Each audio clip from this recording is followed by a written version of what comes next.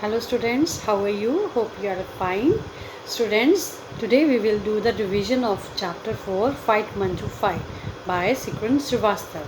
We will start with word meaning. So let's revise. First is malformed. Malformed मतलब जिसकी shape सही ना हो, badly formed. Clumsy. Clumsy कहता है awkward, अजीब सा.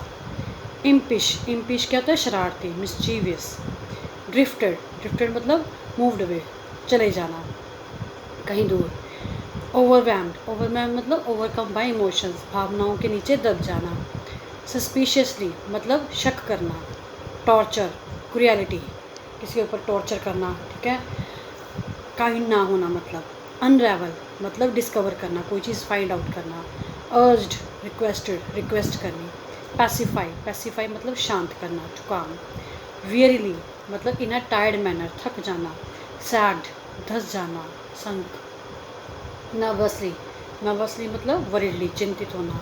मेलनकॉलिक, उदास, सैड. इमिटेट नकल करना, to copy.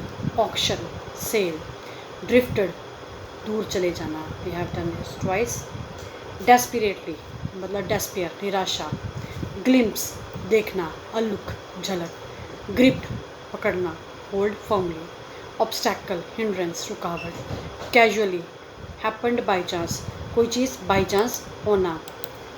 Bagged, requested request करना, प्रार्थना करनी, ठीक है. Next are the question answer. First question is why did Manjula wear wrong shoes most of the time. कहते जो मंजुला थी वो हमेशा गलत शूज़ क्यों पहनती थी. द आंसर इज, देखो क्वेश्चन में डिड लगा हुआ है तो आंसर में हम सेकेंड फॉर्म यूज़ करेंगे. मंजुला वोर wrong shoes most of the time because से कभी आंसर स्टार्ट नहीं करना, हमेशा याद रखो बिकॉज से आंसर स्टार्ट नहीं करना, that will be wrong. Because there wasn't any shoe in the market soft enough for her clumsy feet. क्योंकि मार्केट में कोई ऐसा जूता नहीं था जो उसके टेढ़े मेढ़े पैरों को सही बैठे, ठीक है. तो इसलिए वो हर बार गलत शू ही पहनती थी. Why did Manjula need extra money. Manjula को एक्स्ट्रा मनी क्यों चाहिए थी. Manjula needed extra money to buy colours and other painting material. उसको कलर्स खरीदने थे और दूसरा पेंटिंग मटेरियल खरीदना था, इसलिए. She wanted to learn painting, वो पेंटिंग सीखना चाहती थी. Next is where was mother's piggy bank. मम्मा का पिगी बैंक कहाँ था.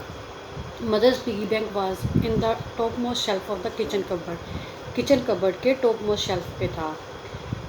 जो किचन की कबर्ड होती थी ना, उसका सबसे ऊपर वाली जो शेल्फ थी वहाँ पे था.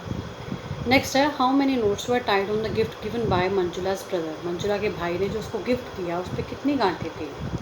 तो देयर वर 11 नोट्स, 11 गांठें बांधी हुई थी जो उसके ब्रदर ने उसको गिफ्ट दिया था. Next is who was Rich Belanger. Rich Belanger कौन था. Rich Belanger was a soccer player of New Hampshire. वो न्यू हैम्पशायर का सॉकर प्लेयर था. सॉकर क्या होता है, एक तरह की फुटबॉल होती है.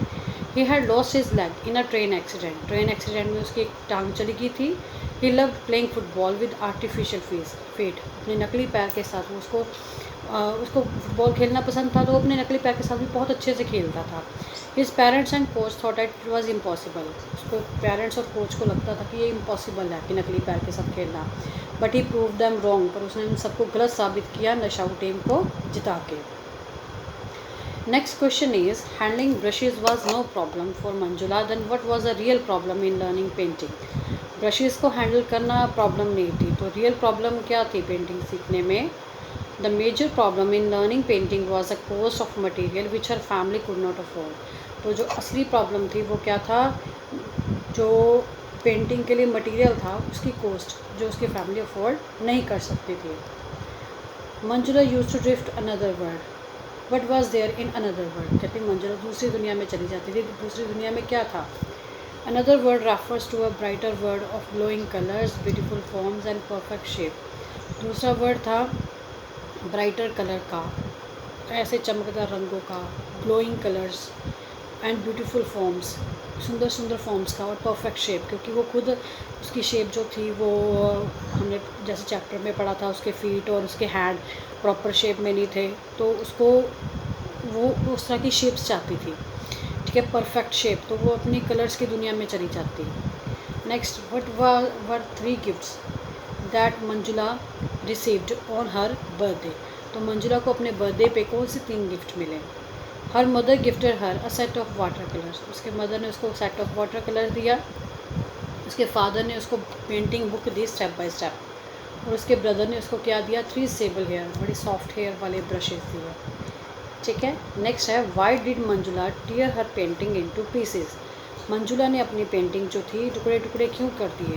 मंजुला ने अपनी पेंटिंग टुकड़े टुकड़े इस अपनी क्यों, क्योंकि फादर की स्टेटमेंट के कारण, अपने पापा की स्टेटमेंट के कारण। Her father told her mother that she could learn something useful like cooking और स्टिचिंग, मतलब कुछ और वो सीख सकती है जो उसके लिए यूजफुल भी हो, जैसे कुकिंग और stitching. Which sentence was underlined in the red in newspaper cutting. Newspaper cutting में कौन सा सेंटेंस रेड में अंडरलाइन था। The sentence is parents didn't like it was underline in red. जो सेंटेंस था ना कि उसके पेरेंट्स को पसंद नहीं था, ये रेड में अंडरलाइन था। अमोल ने इसको अंडरलाइन किया था उसको अनकरेज करने के लिए, ताकि मंजुला जो थी पार्टिसिपेट करे पेंटिंग कॉम्पिटिशन में। ठीक है बेटा। नेक्स्ट क्वेश्चन है, next extra questions.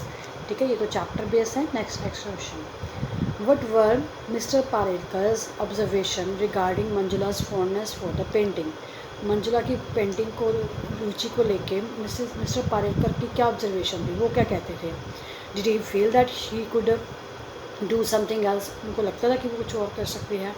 But did he से टू हिज वाइफ, उन्होंने अपनी वाइफ को क्या कहा। तो mister Parrikar observe that it was not a matter of few sheets for Manjula, उनको लगा कि सिर्फ ये कुछ शीट्स का मैटर नहीं है। उनको लगा कि वाटर कलर के बाद वो कुछ ऑयल कलर डिमांड करेगी, फिर कैनवास, फिर दूसरी चीज़ें। तो उन्होंने अपनी वाइफ को कहा कि Manjula will never become an artist with those hands of her, कि अपने उन हाथों के साथ वो कभी आर्टिस्ट नहीं बन सकती। What sort of world Manjula drift into, Manjula किस तरह की दुनिया में चली जाती थी। Manjula drifted into the world of glowing colour, beautiful forms and perfect shape.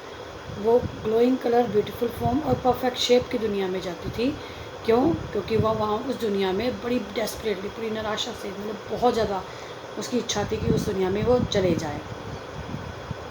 Next है वैल्यूज़। इस चैप्टर से हमें क्या वैल्यूज़ सीखने को मिलती हैं।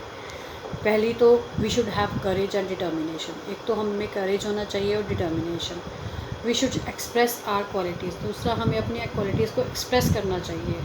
अगर हम अपनी क्वालिटीज़ को एक्सप्रेस नहीं करेंगे तो हम कैसे आगे बढ़ेंगे। ठीक है।